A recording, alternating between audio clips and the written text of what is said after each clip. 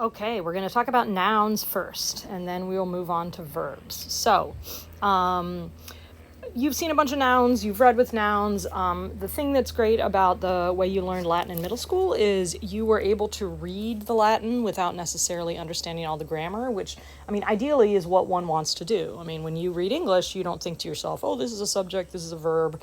But unfortunately, as the Latin gets much more complicated and the stories are less transparent, as they are in most of the novellas, you need to kind of have a stronger grasp of the grammar, especially if you're going to continue on and read unedited Latin, which is something I highly recommend you do. So, let's start with nouns, and again, if there's anything that I say here that is something you already know, I apologize. I don't want to waste your time, but I just want to make sure you've got the terminology down.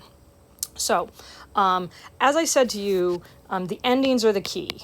And we're going to talk about noun endings in a second. But what you need to understand is basically for nouns, there are 5 sets of endings. And what that means is there are basically 5 kinds of nouns. And a kind of noun or a family of nouns is called a declension.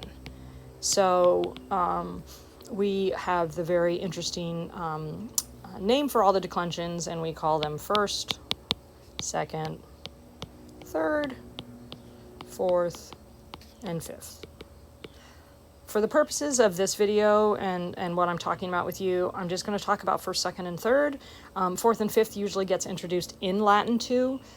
If not, once you understand kind of how nouns work, it's just a matter of a separate set of endings. There's nothing magical about them. But what's nice about this is that you basically need to only memorize 5 sets of endings. Every first declension noun on the planet behaves exactly the same. Same thing. Second declension nouns have the same sets of endings. Third declension nouns have the same sets of endings. So the first thing you need to understand is nouns fall into certain families, and I'll explain to you how to recognize those. Second thing that you need to know is then what endings go with which families, and then the third thing is, what do these endings mean when it comes to the grammar of a sentence. So those are the 3 steps.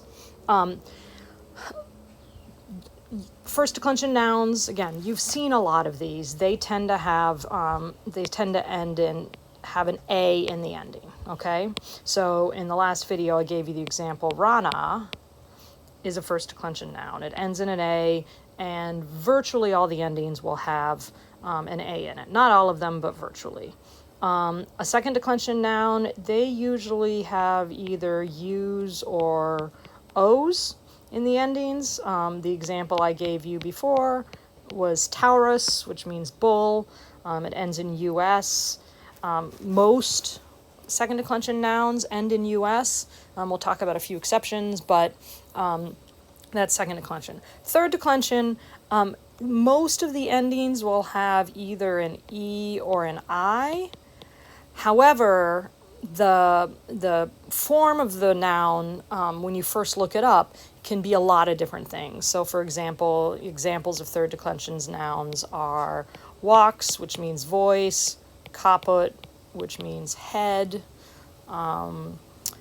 nemo, which means no one, urbs, which means city. So the what's called the nominative case, the subject case, doesn't have a specific pattern. However, all the other forms will follow the same sets of endings. So those are the 3 main declensions. They're the most common declensions. And again, you've seen, when I start talking to you about endings, you'll recognize them. You've seen these. It's just you may not have necessarily known what the endings were, what to call them, what their function was. So 3 declensions. There's the A declension, there's the UO declension, and then there's the EI declension. Your teacher will call them first, second, and third declension nouns.